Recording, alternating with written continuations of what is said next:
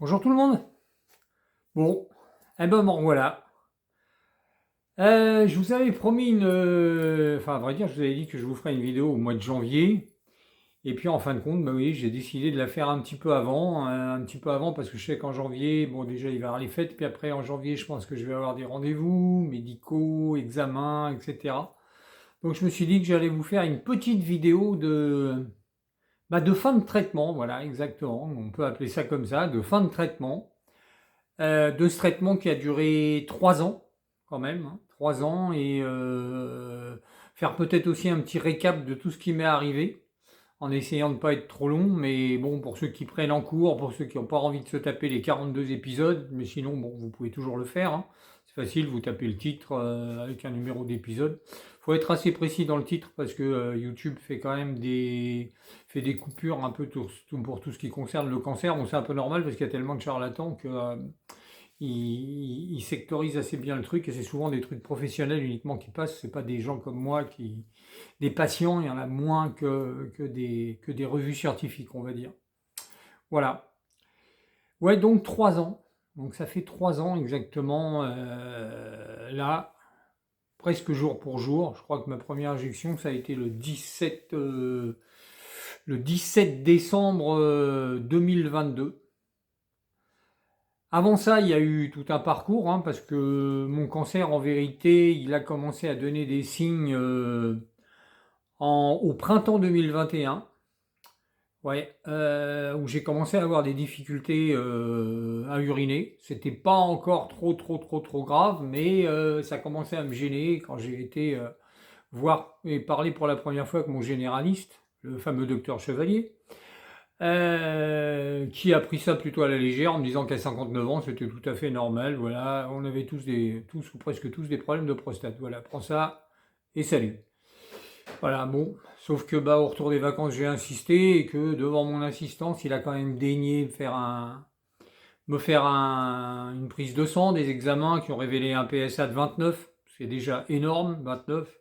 Et puis ensuite il m'a fait des examens succincts, échographie, scanner, pour en conclure que c'était une hypertrophie bénigne de la prostate. Elle était lisse, grosse, bon, 55 grammes, hein, c'était déjà un beau bébé, mais elle était lisse, il n'y avait pas d'excroissance. Bon, pour lui, c'était clair et net. Et j'y ai cru. Pourtant, j'avais bien regardé sur le net, hein, j'avais eu un coup de sang quand j'avais vu PSA 29, stade cancer avancé, machin truc et tout. J'avais flippé, mais bon, il m'avait convaincu, je me disais, je lui ai fait confiance. J'étais encore tout neuf là-dedans, je lui ai fait confiance. Bon. Et puis, bah, j'ai perdu un an comme ça, avec le traitement d'alfusosine qu'il m'a donné. Et puis, bah, quand je l'ai revu au bout d'un an, toujours aussi convaincu, il m'a dit qu'il partait à la retraite et que je devais continuer avec un autre Toubib, ce que j'ai fait, bien sûr, une dame très très gentille, qui elle m'a fait refaire un examen sanguin. Et là, le PSA était à 59, et à 59, elle pourrait il y avait un loup dans la bergerie, quoi. C'était pas possible que ce soit juste une hypertrophie. Donc elle m'a gentiment dit qu'elle m'a envoyé chez un urologue. Voilà. L'urologue a bondi au plafond quand il a vu les rapports 29 et 59. Il m'a demandé ce qu'avait foutu mes toubibs. Bon, le mal était fait, c'était trop tard. Autant c'était opérable un an avant, et là ça l'était plus parce que le cancer, bah, il m'a envoyé faire un IRM d'abord. Ça a révélé que c'était un pirate 5. Il y en avait dans la prostate et à l'extérieur de la prostate, vésicule, ganglion. Voilà. De là, bah, j'ai changé de Toubib, parce qu'il était très bien, urologue, mais on dit qu'il travaillait avec l'hôpital de Dreux, et si j'avais continué à l'hôpital de Dreux, j'aurais mis 6 mois à passer les examens, donc je suis parti. Je me suis retrouvé à l'hôpital américain. L'hôpital américain, ce qui avait de bien, c'est que c'était très rapide, donc j'ai pu passer une biopsie et un PET scan dans la foulée, dans les 15 jours. Payant bien sûr parce qu'il n'est pas conventionné, donc c'était pas donné, mais bon encore c'était pas des sommes fantastiques, hein, c'était aux alentours des 150 euros. Le PET scan a été négatif, ouf, comme il m'a dit, une bonne nouvelle à vous donner. Par contre, vous avez un cancer, c'est un Gleason 8, donc agressif. Et bon après il m'a pas dit le reste, mais agressif et en général fait partie des cancers qui ne se guérissent pas. Voilà, on prolonge la vie du patient, mais voilà, disons que jusqu'à Gleason 7, on peut vous guérir, mais Gleason 8, 9, 10, c'est peu probable. Voilà, donc ça je l'ai appris tout seul. Voilà. Mais même à l'hôpital américain, même si c'était un grand spécialiste et tout, très gentil, ils peuvent se tromper aussi, puisqu'il a voulu me faire une résection, parce qu'il disait que il allait falloir de la radiothérapie, la résection, je risquais d'avoir encore plus de problèmes pour uriner, et que c'était mieux comme ça. Donc j'ai failli me prendre une opération à 10 000 € quand même, toujours non conventionnée bien sûr, qui m'aurait laissé des séquelles assez sympas, du genre incontinence, des douleurs, enfin bon, il allait falloir récupérer un moment avant de pouvoir passer à la radiothérapie. Et du coup, j'ai changé à nouveau pour un troisième urologue que j'ai choisi en regardant bien sur internet, en cherchant, et je me suis fixé sur le docteur Barré, un spécialiste qui était à l'Institut Montsouris, qui avait l'air d'avoir pas mal de connaissances, qui avait écrit des bouquins sur le cancer de la prostate. Enfin bon, j'y ai vu que du bien, et en plus j'ai obtenu un rendez-vous très rapide. Donc j'ai annulé cette fameuse opération de résection et j'ai été le voir, et c'est ce monsieur d'abord qui m'a dit que c'était pas la peine de faire cette opération, que pour lui il n'en voyait pas l'utilité, que si effectivement il fallait la faire après, il était d'accord pour la faire aussi, mais que là, je venais de commencer une hormonothérapie avec du firmagon. J'avais été piqué en décembre, et que pour lui l'hormonothérapie allait agir et allait soulager ma prostate, allait la faire régresser un peu, et que je risquais pas, ça risquait de s'améliorer sans avoir besoin d'opération. Voilà. Et ce monsieur avait tout à fait raison, puisque c'est ce qui est arrivé. Au bout de 2 ou 3 mois, ça allait beaucoup mieux. Il m'a aussi donné ma feuille de route, celle qui allait me suivre pendant ces 3 ans. C'est-à-dire qu'en plus de la première hormonothérapie que m'a donnée l'urologue de l'hôpital américain, il m'a fait une ordonnance en demandant une deuxième hormonothérapie, une deuxième génération par voie orale, à l'époque de la biratérone, et bien sûr de la radiothérapie. Voilà. Une autre particularité qu'avait ce docteur, c'est qu'il ne l'a pas cherché à me dire où c'est qu'il fallait aller. Je trouve aussi que c'est un gros problème dans ce genre de maladie, c'est que souvent, les spécialistes que vous rencontrez vous prévoient un traitement qu'ils ont sur place. Voilà, ils décident que vous allez faire ça, vous allez faire tel type de radiothérapie, parce qu'ils disposent de cette radiothérapie-là. Ils vont pas vous indiquer mieux ou moins bien, ça sera celle-là. Et l'autre, ils diront, ah non, celle-là non, ou celle-là c'est pas la peine, ou c'est pas très indiqué. Bon, c'est sympa, mais des fois, il y a mieux ailleurs. Et lui, il n'a pas cherché ça. Il m'a dit, écoutez, vous cherchez un centre de radiothérapie compétent, regardez bien, comparez les machines et tout, et essayez de faire en sorte qu'il soit pas loin de chez vous. Parce que là, moi, je peux vous accueillir ici, mais bon, vous allez faire 80 bornes aller, 80 bornes retour, je ne vois pas trop l'utilité. Je pense qu'il doit y avoir des centres, et c'est ce que j'ai fait. C'est pour ça que je me suis rendu à Évreux, au centre Marc Ramioul. Ils avaient une machine qui avait 2-3 ans, qui pratiquait une radiothérapie ciblée au millimètre près, donc qui avait l'air d'être une machine pas mal. Alors je ne sais pas si c'est les nouvelles qui sont liées à l'IRM, mais je crois, parce que il y a des opérateurs qui vous observent pendant tout le truc. Et j'ai eu droit à 38 séances. Voilà. 38 séances qui se sont très bien passées. J'ai eu pratiquement pas d'effets secondaires. J'ai eu quelques diarrhées intempestives, mais pas énormément. Mon état s'est amélioré. J'ai commencé à uriner vraiment pas mal vers la fin de la radiothérapie. J'ai jamais été obligé de descendre de la table, parce qu'il y a certaines conditions. Vous savez, il faut avoir la vessie pleine et le côlon vide, et à chaque fois j'étais dans des bonnes conditions. Voilà, donc je dirais que je fais partie des gens qui ont de la chance, parce que je sais qu'il y en a certains qui souffrent. Alors j'ai fait appel à un coupeur de feu. Je ne sais pas si ça a joué ou pas, mais en tout cas moi j'ai pas eu de brûlure, j'ai pas voilà. J'ai eu aussi quelques bouffées de chaleur, bon j'en ai encore de temps en temps, mais très rarement, dû à l'hormonothérapie. Quelques boules au ventre avec le firmagon, mais on m'a passé au bout de quelques mois au décapeptyl. Donc au lieu d'une injection tous les mois, j'ai eu une injection tous les 3 mois. Voilà, qu'est-ce que je pourrais vous dire de plus? Bah, c'est tout et ça a suivi son cours. La radiothérapie a duré à peu près 2 mois et puis, l'hormonothérapie de deuxième génération s'est arrêtée, en décembre, enfin en janvier, pardon, en janvier 2022. Donc là, 2 ans plein exactement, c'était dans le programme et ensuite bon, ça y a un moment où vous avez un petit peu peur parce que vous vous dites, vous avez vu des cas où, bah, après cet arrêt de la deuxième génération d'hormonothérapie, des fois il y a le PSA qui commence à remonter, d'un seul coup le cancer se réveille. C'est pas mon cas.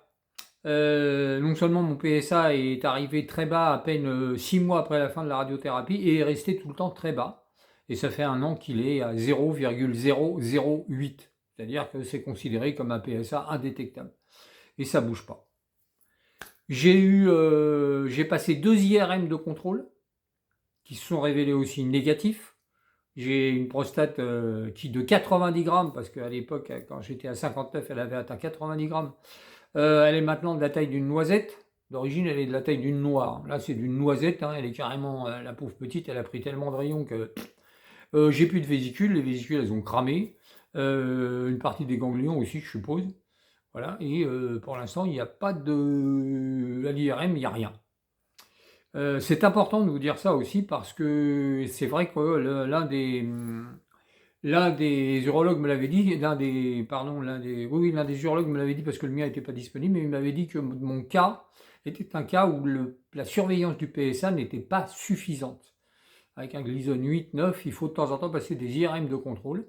J'ai d'ailleurs connaissance d'un gars sur la page cancer homme prostate Facebook qui avait un cancer qui avait, pardon, oui, un PSA indétectable jusqu'à la fin de son hormonothérapie.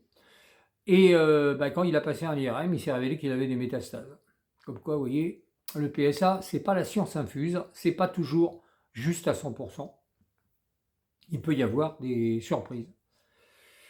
Voilà, et puis, quoi vous dire d'autre? Oui, bien sûr, alors, les effets secondaires aussi, j'en ai pas eu sur la durée, à part, bon, j'ai quelques douleurs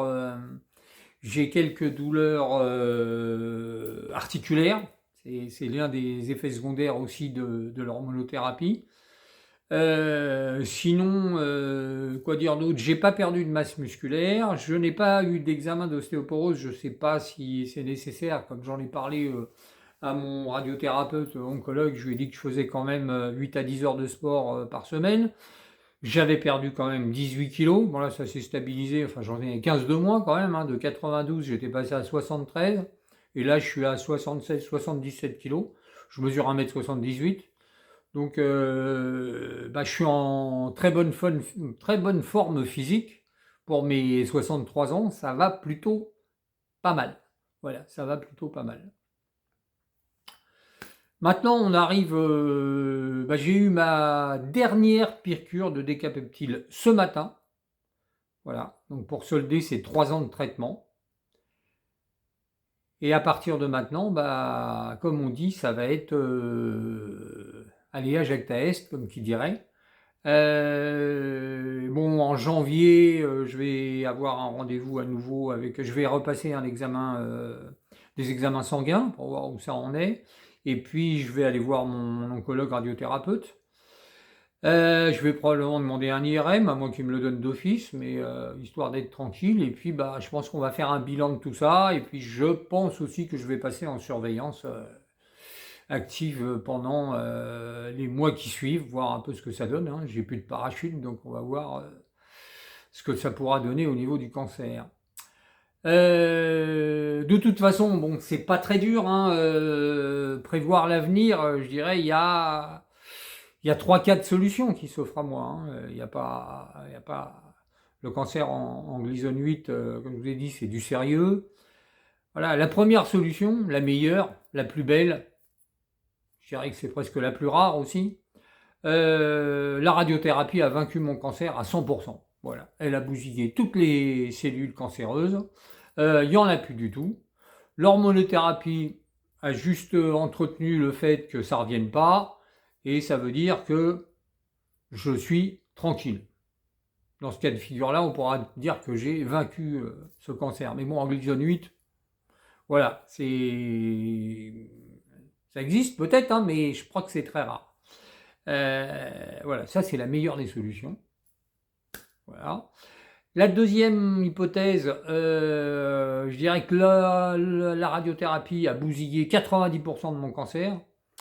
Il est resté quelques cellules cancéreuses, des cellules souches, que mon organisme, avec le sport, avec l'hormonothérapie, avec les compléments et la nourriture que je prends, sur la base où il y en a quand même pas mal qui est des nourritures qui sont assez connues pour être des anti-cancers, on va se faire un film, on va se dire que mon organisme a vécu les quelques cellules cancéreuses qui restaient, a vaincu les quelques cellules, j'ai réussi à les éliminer, et on revient à la base du premier scénario, c'est-à-dire, je suis tranquille.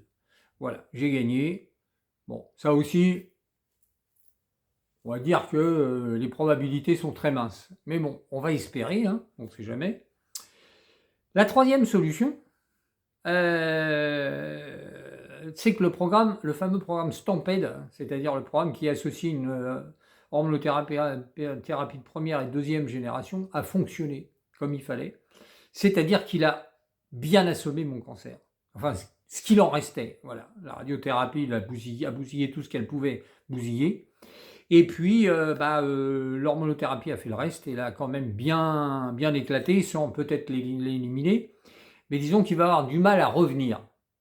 Et bon, c'était les tests qu'ils avaient fait à l'époque avant de faire ce programme avaient donné quand même sur plusieurs cas où ça avait retardé les récidives et l'apparition de métastases. Donc ça voudrait dire que je pourrais être tranquille pendant encore 5 ou 6 ans, si ça a marché comme il fallait. C'est-à-dire que jusqu'à mes 70 ans, je devrais être peinard, on va dire. Et après, on reviendra sur des traitements, peut-être hormonothérapie à vie, et puis peut-être, si éventuellement il y a des métastases, des radiothérapies stéréotaxiques, ce qu'on appelle le cyberknife, des trucs très localisés pour les éliminer, enfin voilà. Mais je passerai sur un traitement probablement à vie. Et puis la dernière solution, la plus mauvaise, il est là, il est toujours là, il est en sommeil parce que l'hormonothérapie ne lui permettait pas de ressortir. Et dans ces cas-là, je dirais que dans 1 à 2 ans, il va revenir. Là, c'est moins drôle. Effectivement, hormonothérapie à vie, stéréotaxique, cyberknife s'il le faut, etc. Disons que j'espère au moins arriver jusqu'à 70 ans. Ça, c'est le 4e scénario, le moins bon, quoi. Alors, il y en a un autre. Il y a un 5e scénario que j'ai laissé à part, mais qui pourrait aussi arriver, qui ne serait pas le cancer de la prostate. Mais bon, il faut savoir quand même que j'ai été irradié au niveau du côlon, j'ai été irradié au niveau de la vessie. Il peut y avoir aussi l'éventualité que je fasse un autre cancer sur ces organes-là qui n'auraient rien à voir, mais qui seraient dus au rayon. C'est une probabilité aussi, c'est un effet secondaire de la radiothérapie qui n'est pas à négliger. Enfin voilà, vous voyez, vous avez un petit peu tout mon futur parcours. On va rester un petit peu dans le brouillard pendant quelques temps, hein, voir un peu ça, puis on va espérer, on va surtout espérer. Donc après, comme je vous disais, au mois de janvier, je vais faire un petit peu tous ces examens. Je reviendrai vers vous aussi pour voir un petit peu tout ça. Et puis après, je passerai en surveillance. Je vous tiendrai au courant régulièrement, bien sûr. Alors, n'attendez pas de moi, j'ai jamais été partisan je vous ferai pas des vidéos tous les 3 jours, ou des vidéos toutes les semaines, ou un truc comme ça, pour vous parler des avancées de la médecine, pour ça, vous savez, sur Internet, il y en a plein. Sur les pages Facebook, vous trouvez aussi régulièrement des gens qui relaient des informations sur les nouveaux traitements. Donc, c'est pas mon truc. Je sais que j'ai perdu un peu en public, on va dire. Il y a moins de monde qui regarde parce que c'est vrai que je fais des vidéos que tous les 2 ou 3 mois. Mais bon, pour moi, c'est ce que je veux vous transmettre, c'est un message de quelqu'un qui vit avec un cancer à haut risque et qui va essayer de durer le plus longtemps possible. Je pense que c'est ça qui vous intéresse, c'est pas tellement de savoir les dernières avancées de l'Institut Pasteur.